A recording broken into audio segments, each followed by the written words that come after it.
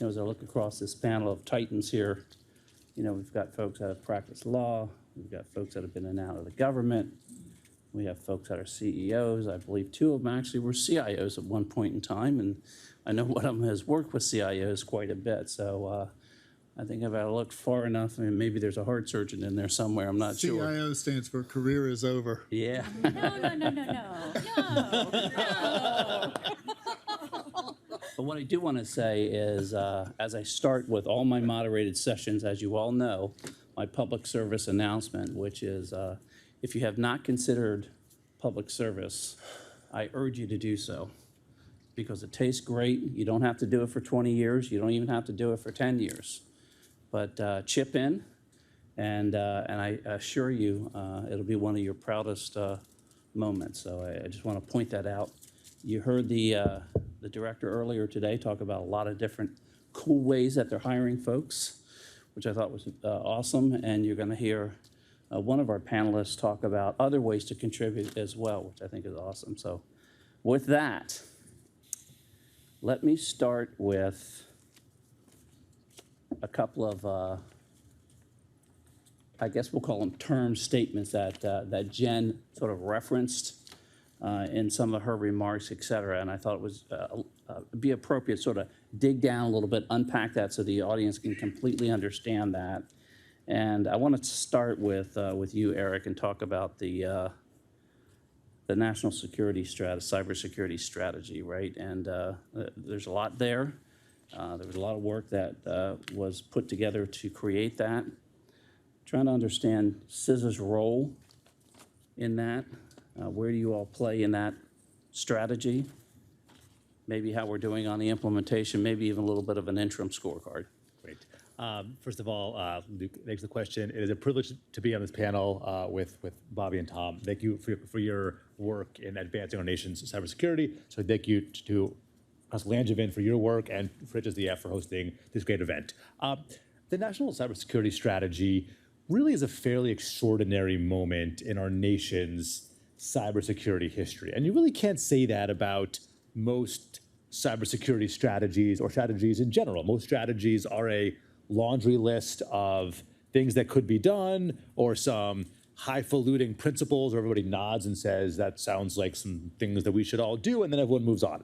And this national cybersecurity strategy is different because it looks at the problem statement of cybersecurity, and it says, very frankly and candidly, the way that we are doing things isn't working. We are not getting the outcomes we seek from the model that we've been adopting, and we need a new model, and a model that is based fundamentally on a rebalancing of accountability, such that we need to have a clear-eyed view and be able to say, a school district, a water utility, a local hospital, they are never going to be successful trying to combat the cyber threats that we are seeing today alone. And so we need government to do more. We need government to enable persistent, frictionless collaboration at scale, which we are trying to accomplish at CISA through our Joint Cyber Defense Collaborative.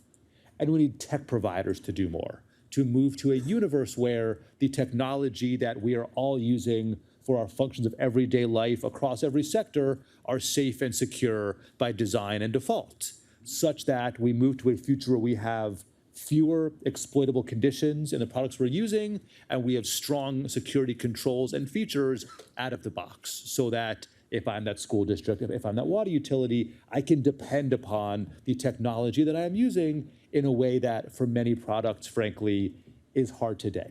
But the great part about this model, and getting at Luke's question of where we are in the early days of execution, there's real unanimity around this model. If you talk to big tech companies, they all say universally, well, we want to provide more secure tech. And if you talk to enterprises, they all say, we want to buy more secure tech. And so we see one really important role of CISA as being the technocratic intermediary between these two sides of the market to say, let's all get together in a voluntary market-driven way and say, what do we think are the characteristics of a product that's safe and secure by design and default? We released the first chapter of this work in April, a product that was joint sealed by CISA, FBI, NSA, and 6 other countries around the world, We're going to release the next iteration of that guidance, ideally later this summer, bringing in robust industry feedback and ideally many more international seals. But we think that even though the strategy calls for a future, a potential software liability,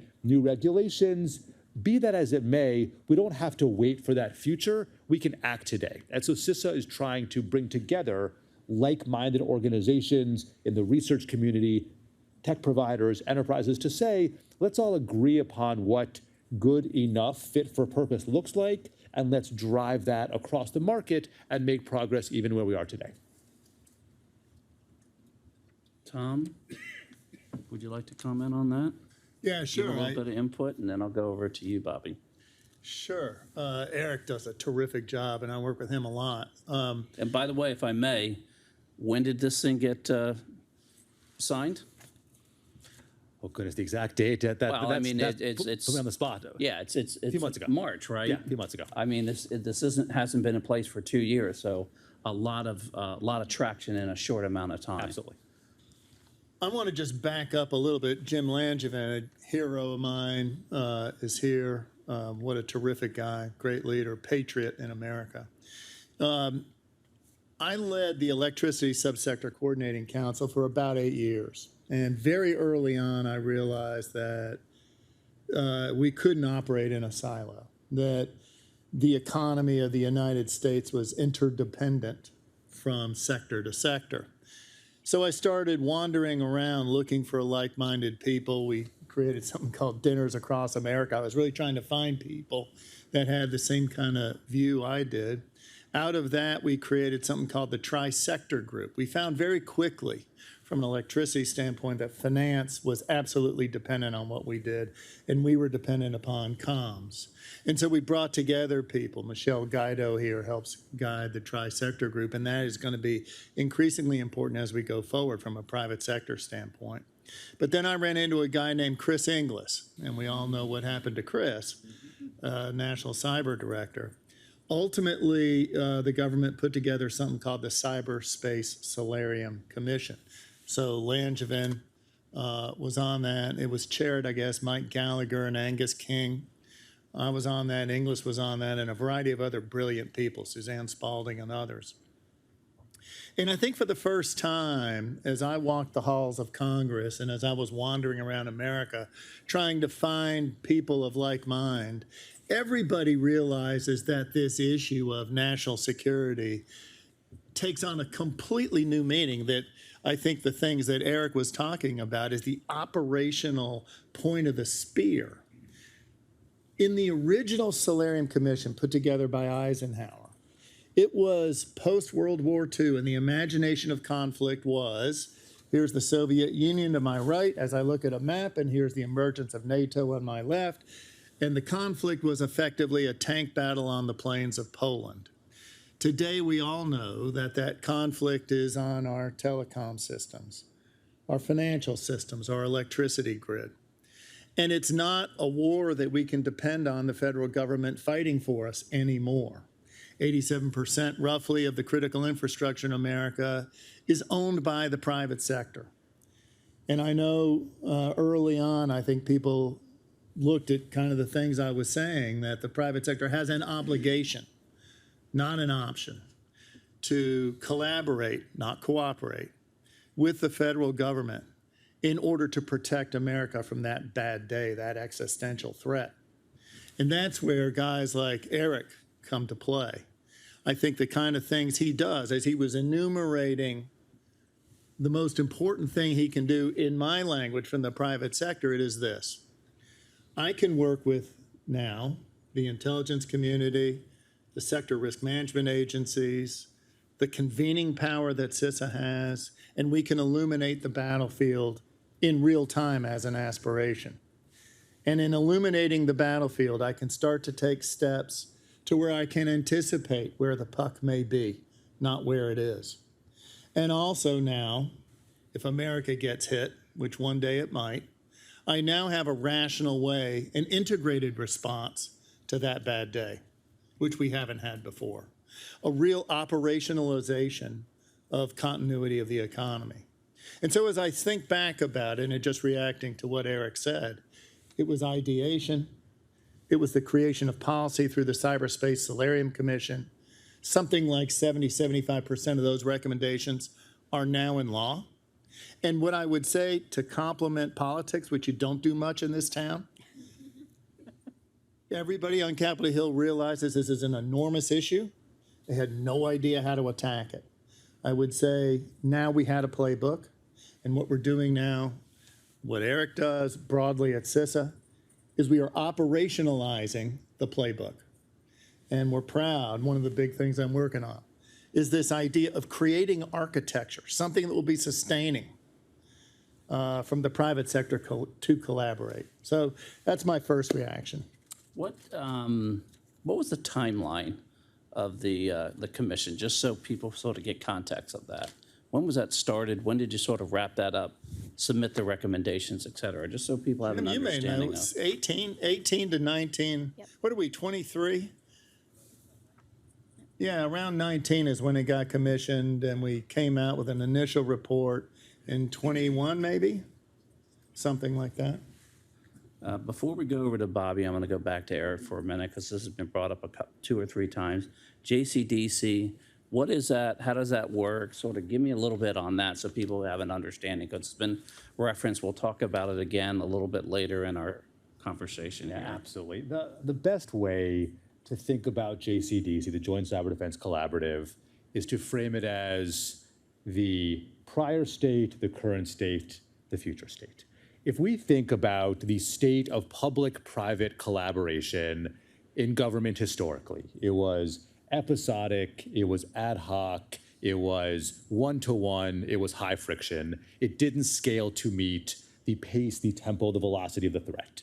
What we have tried to build, not just at CISA, but as part of the cybersecurity community, is a model, is a door, is a forum where we can bring together partners across sectors, across government, across the globe, and create an environment for persistent, frictionless, enduring engagement and collaboration. What that means in practice is every day having operators from companies, including both Tom and Bobbie's organizations, working together around shared problems so that we don't need to wait for a crisis and then I or a director get on the phone and call a CISA or a CIO and say, hey, we need somebody. We're already working together. Whether it is the latest ransomware campaign, whether it is a report of a new APT, we are already working together in shared channels that could be sectoral, that could be topical, that could be geographic. And in those channels, we have the right folks from across sectors, across government, including our partners at FBI, NSA, Cyber Command, the sector risk management agencies, and internationally, reaching out to our 150 plus international certs in the global community. But we know we also can't stop there, because we know that a challenge we have in cybersecurity is we're always reactive. We're always responding to the latest zero day, the latest campaign. And we know that doesn't work enduringly. And so we've also tried to build this model of longer term planning, which frankly was the genesis of the Solarium Joint Cyber Planning Office, the JCPO, which is the idea to say we cannot spend all our time reacting, we have to plan. And so we have now developed a planning agenda with input from industry across government to say these are the biggest risks that we are going to plan against, design, execute, exercise, and then improve. And do that on an annual basis so that we are going to be able to drive down the risks that we care most about. I will also add, it's important to think about the JCDC, first of all, as an open tent, as an inclusive model where really any organization with interest, with capability, with who wants to invest is able to engage in the way that makes sense for them. But also, one of the real innovations of this model is, at this point, all of the products, all of the advisors, all of the alerts that are coming out of CISA and our partner agencies are all benefit from enrichment and insight from the members of the JCDC. And so we are now really creating this corpus of knowledge that is derived from the best minds in our field, no matter what organization they work in. And then those products, those advisories are pushed out through the ISACs, through our trust groups to pollinate thousands of organizations across the country and across the world, making sure that we are benefiting not just those organizations that engage every day, but the broader community who needs to have the information that we're all working with. You know, and I would just add, another big important entity inside CISA is the National Risk Management Center. Absolutely. So this is where private sector works with government to understand in a rigorous, systemic way what are the most important risks. And as important, we got to think about, if you just think about a supply chain, what are the first, second, and third derivative risks? How do we work together? If electricity goes down in this part of the United States, what's impacted? What are the knock-on consequences? And how can we protect that? All of that works with the private sector, but it's also an important input into what you do. Absolutely. And you said it, I'm going to say it just a little bit differently. One of the most controversial things that we have to deal with as a nation is a sense of triage. What is most important? We can't protect everything the same way. We can create a sense of broad hygiene. Yeah, I get that. And even at an individual level. But at a corporate level, can't protect everything the same way. I'm CEO of Southern Company. We get hit 3 million times a day. Not everything we do is mission critical, but some things damn well are. And we better protect those as well as we can. All right, I'm going to bring Bobbie That- into this. Yeah, Just a second, please. in that context, one of the things that is incredibly important and we've made a ton of progress on is getting to more common taxonomies, right? When I go way back and look at the arc of cyber policy in this nation, when we started in the early days, this was a technology-oriented activity, right? So I have the advantage of being one of the CIOs on the panel here, so not a dead-end job, although I can see that. I was going to point that out and Yeah. reveal that. Yeah, exactly. But please. But one of the challenges we had as CIOs was understanding and speaking in business language, right? That was in the early days of information management and other items. The security industry had the same problem, and I think the big transformation we've made in the last 4 or 5 years is recognizing it as an economic problem of incentives, not a technology problem. We're not going to engineer our way out of it. We need organizational agility, we need individual agility, we need collaborative agility in order to do these things. And so I think there's that language becomes an incredibly important element of it for us to be successful. And the irony of my joke is I'm a former CIO. There you go. See, I love it. Hey, but So wait a there was a minute. Financial question. incentives, from a corporate CEO standpoint, value is a function of risk and return. I'm talking about stock value. And one of the things you must realize is we have a fiduciary accountability to understand this risk. This is something we used to pass off to CISOs or CIOs or exactly. something else. This is a board level CEO, CFO problem. And we have to own that. More and more CEOs are now waking up to that reality. We used to like to give the government the Heisman, right? And now we know that because these battles are happening on our networks right now, that we have to embrace the collaboration we get in the joint collaborative environment and all these other places. Well, and we have to have a language about risk that enables us to have that conversation, right? And 100%. that's the piece that I see a lot of innovation happening around now, right? Risk and measurement. Those are the sort of next steps of the maturation as an industry. But I mean, it goes, Langevin and I know it's Solarium, Jim. Remember we talked about creating a regulatory mindset where it becomes part of your control environment. You've got to be able to demonstrate that you have adequate protection, including tone at the top and culture, in order to address these issues. This isn't a technical problem. Technical is at the heart. It becomes a cultural, corporate valuation problem. So let's pull on that a little bit, since we do have a CIO / now CEO in the room. 2 to 3 years ago, you were having these conversations with your colleagues. Now you're having these conversations sort of post-SolarWinds and some of these other things. What's changed in 2 to 3 years? How do those conversations look now compared to, of course, the people will remain nameless, but we're curious. It's way more than 2 to 3 years ago. Let's go, gosh, I don't know. Let's go 10 8 years ago. Yeah, something like that. Look, there were a lot of people that said, don't bother me. And a lot of people's stock valuation was getting product to market. They worried about the sanctity of their product after the fact. And there was no way to sense whether the system they were putting in place had some sort of continuity of protection. Because we know that, it's almost like the lava lamp of the 60s. Now I'm showing my age. But the threats always change. The surface of attack always changes. And so we always know that a widget can't get UL certified, if you know what I mean. The process of protection must be the issue of certification. How are we going to renew the effort to make sure that what we have is safe?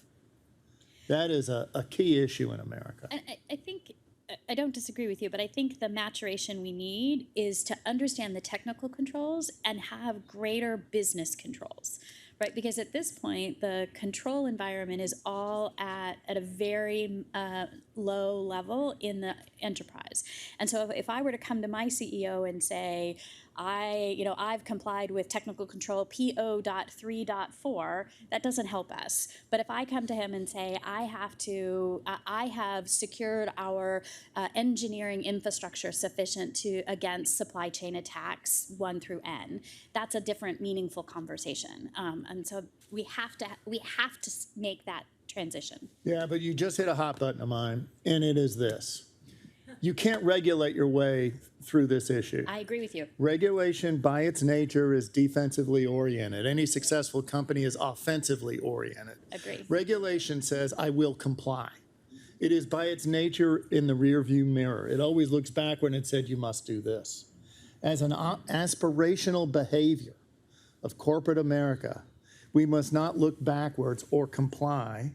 We must think about what is ahead and skate to where the puck will be. Absolutely. If we limit ourselves by just complying, we will be doing an enormous disservice. Eric, I want you to weigh in on this, where CISA fits in this model and what they're doing to encourage this community to collaborate from a volunteer perspective versus a regulatory perspective. Yeah.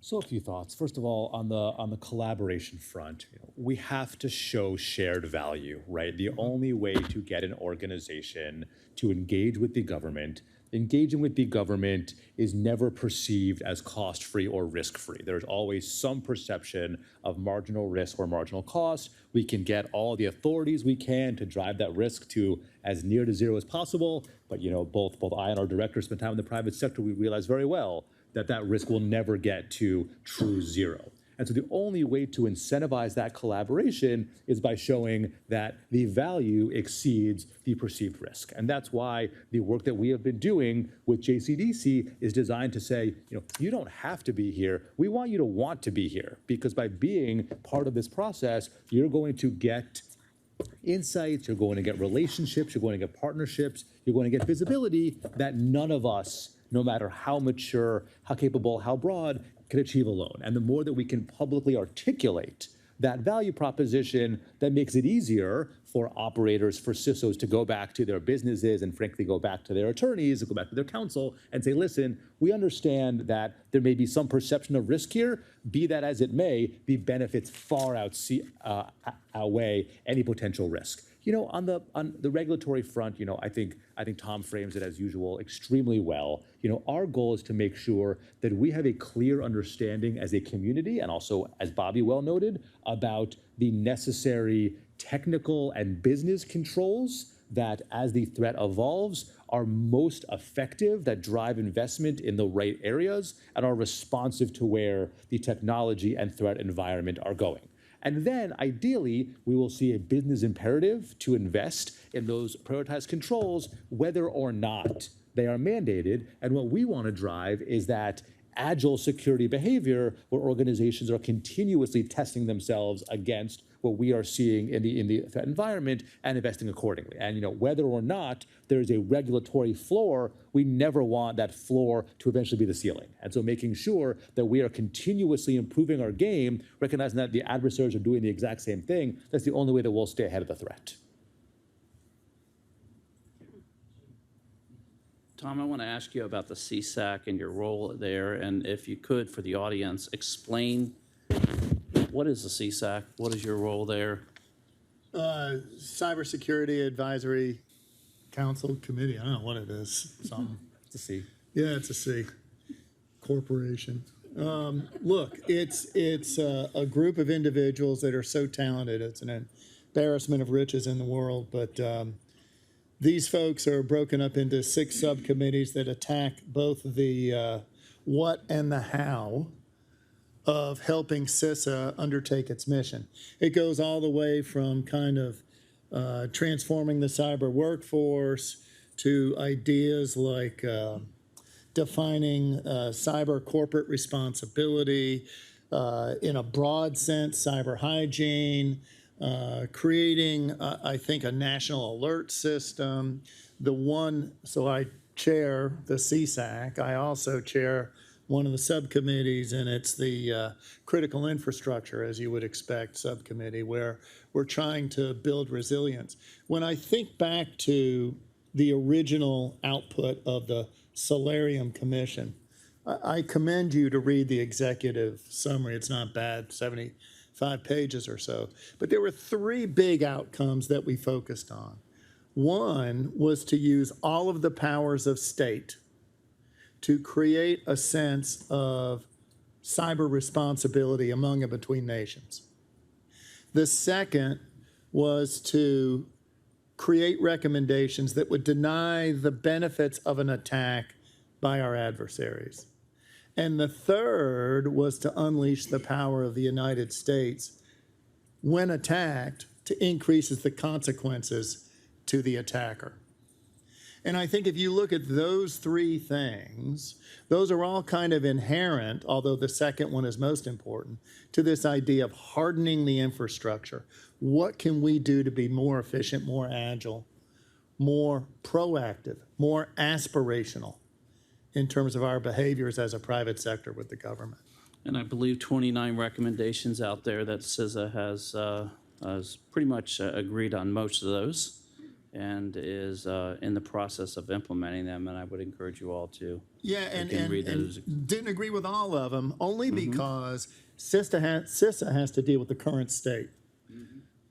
There are changes in law. There are things that we should do as a nation to make ourselves even safer. Well, CISA can't take responsibility for that, but as the private sector, as our committee, we'll go ahead and recommend those anyway. That's job for the next administration and the next year, and et cetera, et cetera. Sure. I'm going to rewind a little bit.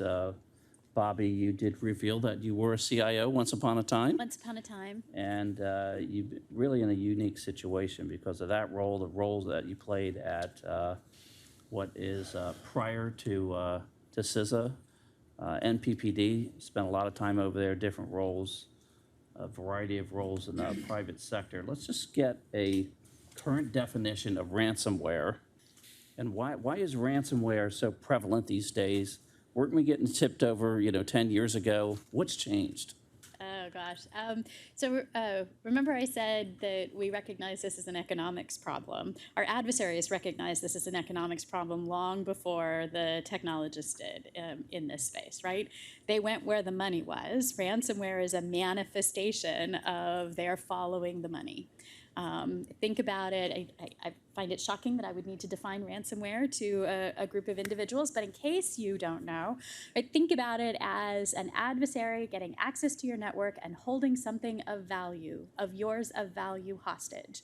They encrypt it for you, you can't get access to it, and then they ask you to pay to get it back, but they're also very happy and very likely to either not give it back to you, but to release it onto out onto the web anyway. So it's all about getting money, right? That's what it is. And the incentive structure in this world, because software is everywhere, because we are happily interconnected, because we have holes in many instances in the bulkheads that exist throughout the world, because we have people both we have folks who can have high-end mature security programs and those who don't have high-end maturity programs. The ability for this to be pervasive is substantive, and the anonymity on the part of the adversary makes it a low cost, high payoff activity. Right, this is sort of the controversy. So why wouldn't this be a thing that occurs? And there's been an awful lot of work being done at the technical level, at the interorganizational level between government and industry, at the international level to affect all parts of this problem, right? It's been recognized as an ecosystem set of activities where government has a variety of roles, from law enforcement and investigation, and I think even the JCDC's involvement in that space. There's Treasury involvement and others in order to try to impact the financial benefits of it. And there's a lot of technological components that are in place to try to identify these infections very early. And a lot of focus on business continuity and resilience, such that when it occurs to someone, you can come back from it in a rather rapid manner. Unfortunately, it is a sophisticated, whereas a specific event might not be sophisticated, the response required to change the dynamic requires the whole ecosystem to do something and to pull in the same direction. And so I'm actually really pleased with things like the ransomware task force, with a series of international conversations around it that have really made a difference. A number of industry partners have really stepped up in terms of ransomware detection in their activities. There's an entire set of cyber resiliency tools and technologies that are out there that help organizations sort of buy down the risk. Go ahead, please. Oh, please. But if you look at, if you talk to CIOs and CISOs, their data, they recognize this as a substantive risk for them, and they recognize their data as having immense value, and really are in the process of sort of undergoing what workloads are more important than others as they're trying to roll out their own internal business continuity activities in light of this threat model. And I'm going to ask for your reaction to the ransomware in just a minute, but before we do that, Eric, I know that CISA has stood up a couple of fantastic capabilities to really start to address this problem head on.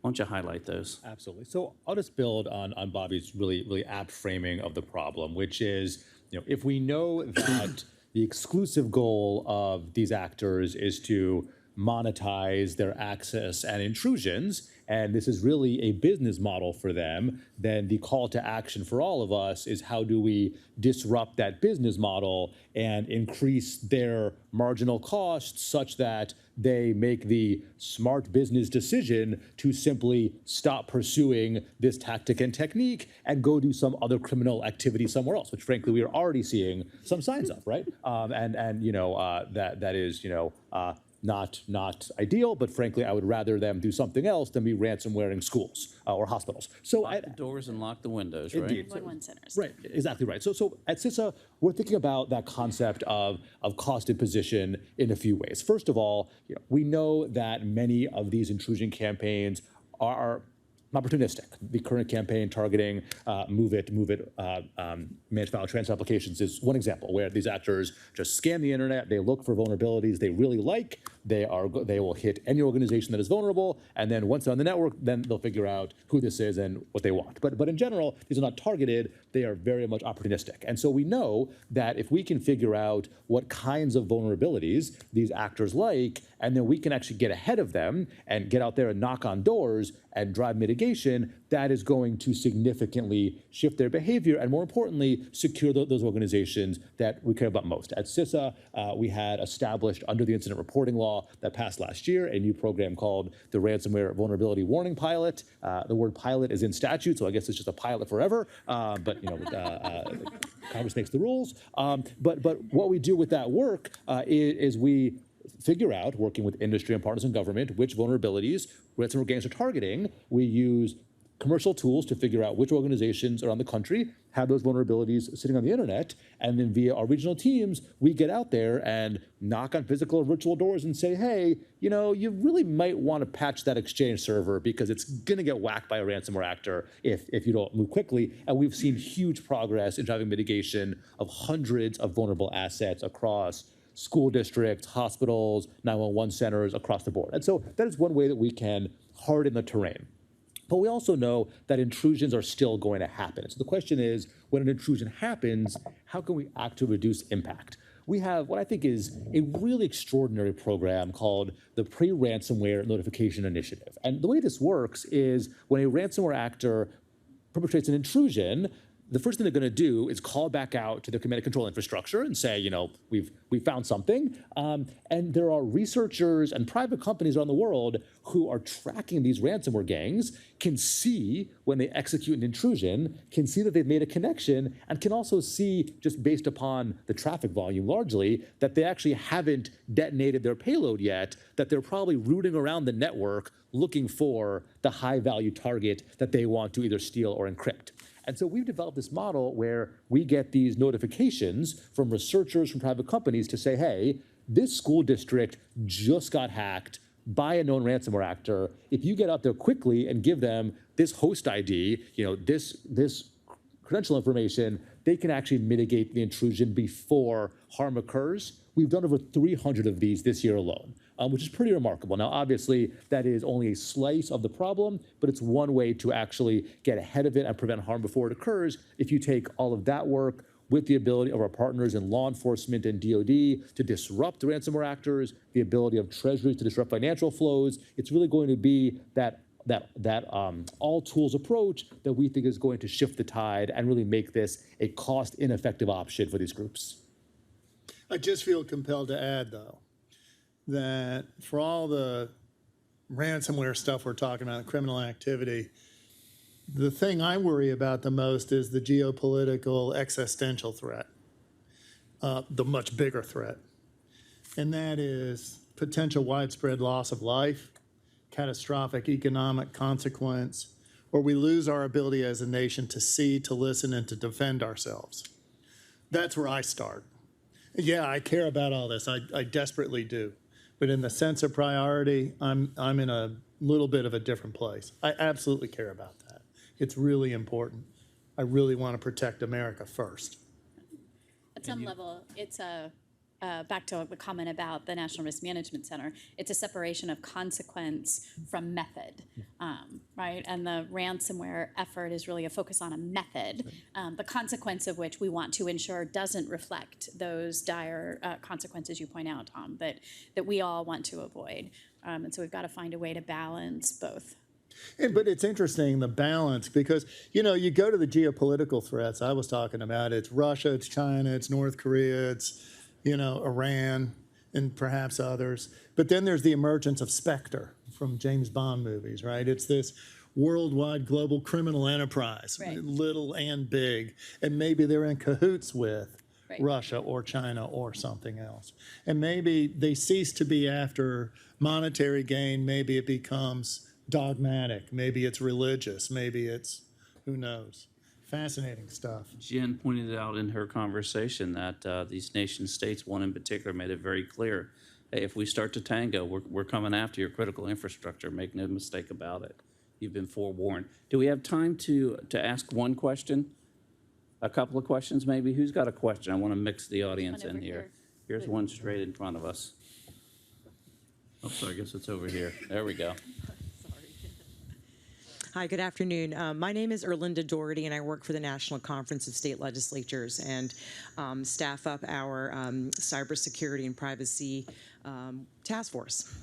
My question actually is about how the national cybersecurity strategy speaks to our workforce challenges and workforce issues, especially as I sit next to maybe a future cyber defense professional or a computer scientist. Well, there's 5 pillars in there. We're going to ask Eric to. Awesome.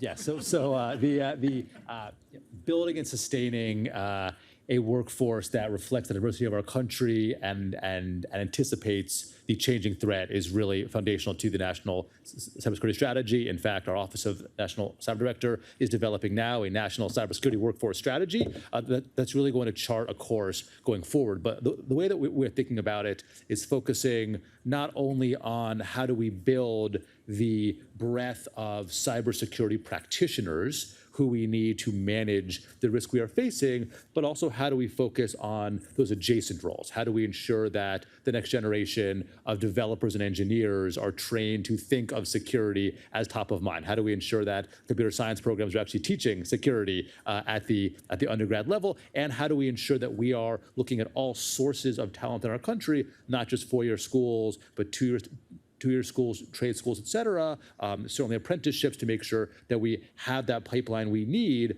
across all levels and disciplines to actually meet the risk we're facing. We absolutely need to fill the gaps in terms of cyber practitioners. I'm not taking away from that. But what we also need to do is ensure that we have some of the most talented minds in the policy landscape, in the audit landscape, and other places, right? Because the race to the floor has to be avoided, and it's only avoided if we look at our total pool of cyber requirements and ensure that we've applied as much energy into all places. Great. Can we take another question? One more? Okay. Hey, thanks. Getting Thanks, the hook everyone. back there. Please, go ahead. Hopefully I could sneak a two-parter in here. But Frank Sando, Microsoft, this is more a question as a U.S. citizen. One for Tom, one for Eric. Tom, I'll go quick. That's okay. We're okay with U.S. citizens. Yeah. So could you address the idea of cyber insurance and how that impacts a company's perspective on whether they could do less because I have cyber insurance to just cover down on something. And then the other side of it for Eric, like how far will CISA or the federal government go to fix maybe a small business critical infrastructure that doesn't have resources to, or the funds to go do something, right? I get Tom, your organization, you have the money, you have the funds, right? But there's got to be those little ones. Easterly talked about that earlier. Like, so how far will the government go to fix a problem? Cyber insurance, I'm a healthy skeptic of it all. I think if you have a broad attack, there's no way an insurance company can cover all its claims, would be my guess, on a catastrophic basis. There's no way that we can, and we buy plenty of it, but there's no way that it can cover the catastrophic consequence of losing the grid for a month or a week or something like that. The numbers, the numbers are just overwhelming. So I would argue that people that take a lot of comfort out of cyber insurance are whistling Dixie. But isn't there is a reality. I'm not going to argue your point there, but there is a reality that as folks are looking for policies, there's a set of security practices that insurance companies reinforce.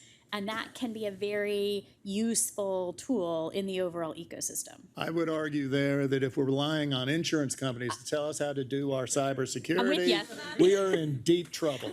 I'm not saying that's not the case. I just think that... And let me give you one more. If there are small companies that are integral into our national security, they have an obligation to perform. Yeah.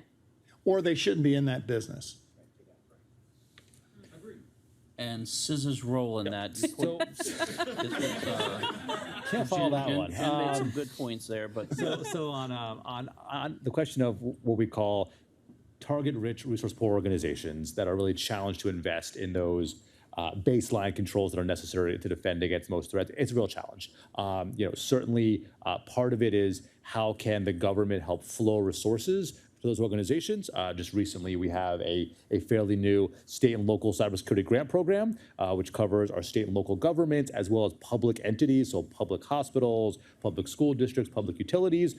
That helps. It obviously does not sweep broadly enough. There's also been some fantastic investment under the Infrastructure Investment and Jobs Act, the IIJA, as we modernize infrastructure, how do we secure it as well? And that I think has some really positive trickle-down effect. That likely doesn't cover the waterfront, but we do need to think about this both as a resource problem as well as an accountability problem. And what I mean by that is we also need to drive the cultural shift that if you're a small and medium organization, maybe you shouldn't be running your own technology on-prem, right? Maybe you should be relying on somebody else. That somebody else is not foolproof, right? And you have to ask the right questions and go in eyes wide open. But a school district relying on a cloud provider, that CSP will probably do a better job against most threats than the school district trying to run their email servers on-prem. We also need to work with those providers to make sure that they're offering the right level of security, assurance, and maybe the right rates to make it available for those entities. We do at CISA, we were really excited last year to launch a list of free cybersecurity tools and services from partners like Microsoft that are offered nationwide to entities who say, I really know I need some level of logging. I can't pay for it. What can I do? We need more of that to help raise the bar. All right, we're going to have to wrap it up. Tom, your final thoughts. I'm so glad we have patriots like this guy, Jen Easterly and others. Look, Chris Inglis is another guy I just think so highly of. When I look around the professionals in government today that are involved in the intelligence gathering community, that are involved in helping defend this nation from these threats, we owe them all an enormous debt of thanks. They could make a lot more money on the outside than what they're doing on the inside. They are today's patriots, and I thank you. Thank you for that, Tom. Eric? I will reciprocate those kind words. And, I and CISA, and I think I speak for the full government community with our gratitude for partners like Tom, like Luke, like Bobbie. This is a really challenging problem, right? As our director noted this morning, the adversaries we are against are extraordinarily well-resourced and capable. The level of technology debt we are facing as a country is extraordinary. The lack of capital investment capacity for many organizations is extraordinary. Those three problems individually are hard to solve. Combining them is a wicked challenge. The only way we'll do it is if we bring to bear this country's greatest strength, which is our private sector in collaboration with government. That's the only way that we will accomplish our goals here, and that's what we're trying to do at CISA. I Bobbie, final thoughts, please. I would leave it with all of this on the backdrop of immense technological change, right? We're in this another moment of generational change in technology, which means we're at another moment of generational change in the threat environment as well. And so we need to be as forward-looking as we can be, not as backward-looking as we oftentimes are. And I am grateful for the collaborative opportunities that exist and the willingness of the whole ecosystem to try things, because the right answer isn't obvious to any of us. The wrong answer might be, and the more often we can work towards getting the answers better and better, the better off we are. So that language is really important for us. And I want to remind everyone, don't forget the public service. It tastes great. I urge you to consider it. And I want to thank all three of these patriots for what they've done, what they're doing today, and what they're going to do tomorrow to keep this country safe. Thank you. Thank you.